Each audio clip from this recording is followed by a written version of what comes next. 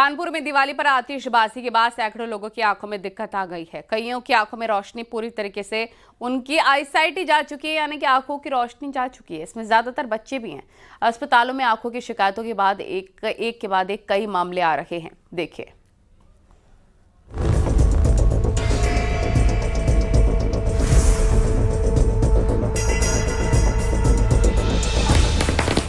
दिवाली पर जमकर आतिशबाजी, कार्बाइड गन बच्चों के लिए मुसीबत लाई, चली गई आंखों की रोशनी। दिवाली में हर साल की तरह इस बार भी जमकर आतिशबाजी हुई, लेकिन इस बार हालात कुछ ऐसे हैं कि पिछले सालों तक सुनाई नहीं देते थे। मध्य प्रदेश में पिछले दिनों कार्बाइड गन की वजह से कई बच्चों की आंखों की रोशनी चली गई। वहीं कानपुर में भी दिवाली में आतिशबाजी के बाद अब साइड इफेक्ट्स सामने आए हैं। दिवाली पर पटाखे जलाने के वक्त हुई लापरवाही बच्चों को बड़ा घाव दे गई। कानपुर के अस्पतालों में दिवाली के बाद से लगातार मरीज पहुंच रहे हैं,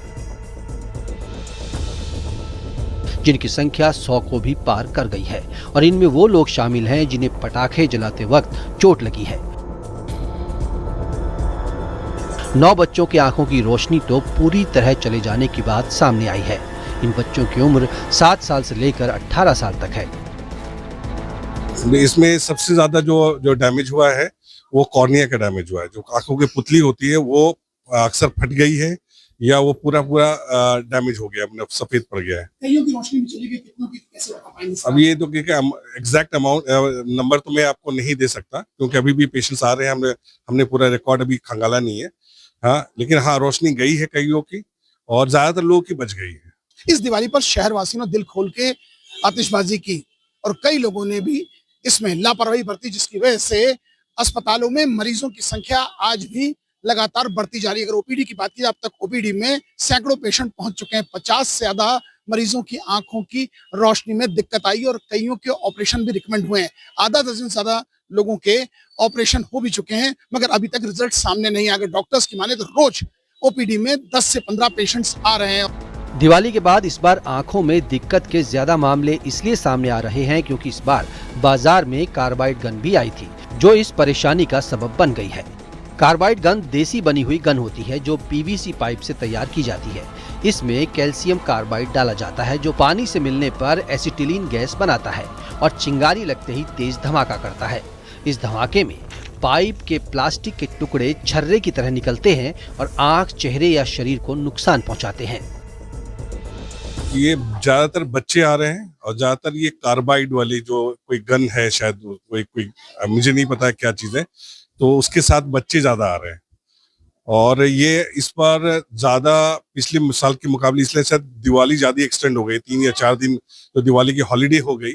इस वजह से पेशेंट वो हर दिन पटाखे फूट रहे, तो हर दिन रात में ज्यादा आते हैं, दिन में भी कुछ पेशेंट आ जाते हैं। पीड़ित बच्चों के माता पिता काफी परेशान हैं। वो अस्पताल के चक्कर काट रहे हैं। हालत ये है कि कई बच्चे पूरी तरह नेत्रहीन हो गए हैं। लगातार आ रहे मामलों के बाद कार्बाइड गन पर बैन लगाने की मांग हो रही है। कानपुर से अमित गंजू के साथ bureau report, news 18, UP, Uttarakhand.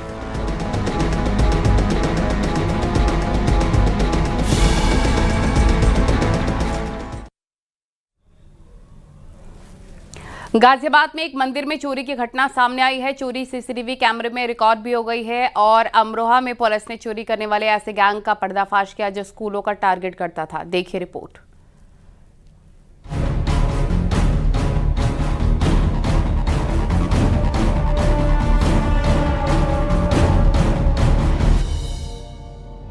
मंदिर में चोरी की वारदात, सीसीटीवी में कैद हुए चोर।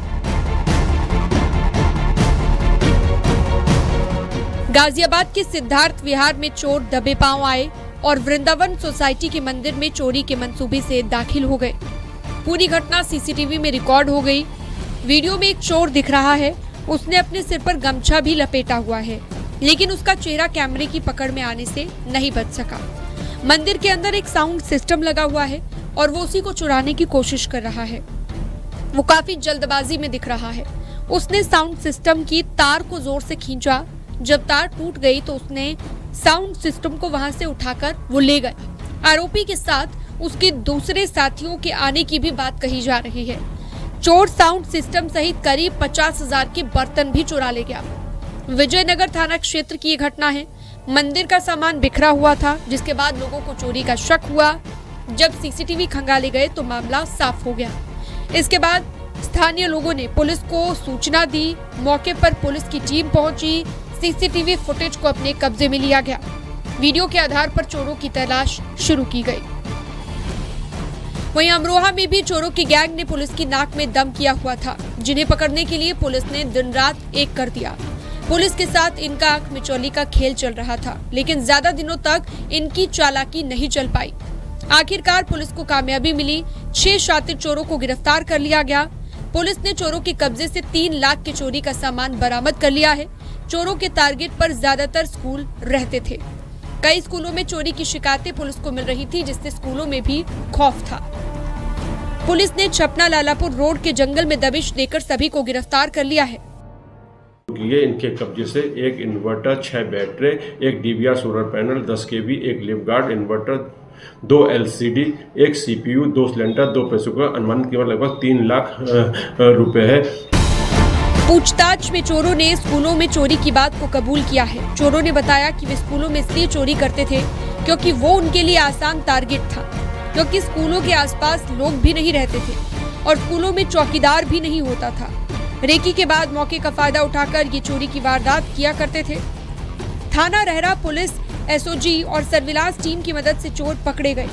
चोरी के सामान को ये लोग कम पैसों में बेच देते थे। जब पैसे खत्म हो जाते थे तो फिर दूसरे स्कूल में चोरी का प्लान बनाते थे। गाजियाबाद से अमित राणा, अमरोहा से शिवम शर्मा के साथ ब्यूरो रिपोर्ट, न्यूज़ 18।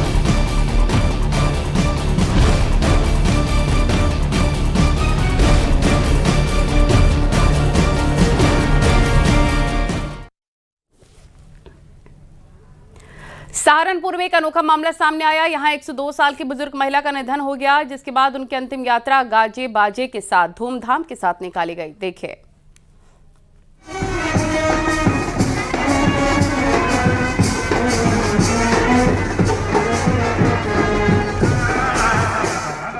मृत्यु पर मना जश्न, गाजे बाजे के साथ निकली अंतिम यात्रा।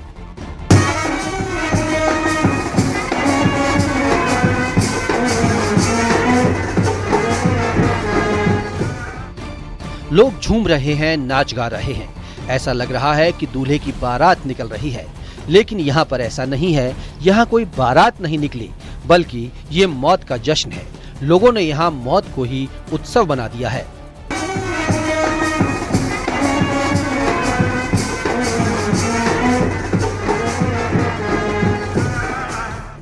किसी घर में अगर मौत हो जाए तो वहां पर मातम का माहौल रहता है, लेकिन सहारनपुर से अलग ही तस्वीर सामने आई है, जहां एक बुजुर्ग महिला की मौत के बाद परिजनों ने आंसू नहीं बहाए, बल्कि उन्हें खुशी खुशी धूमधाम से अंतिम विदाई दी।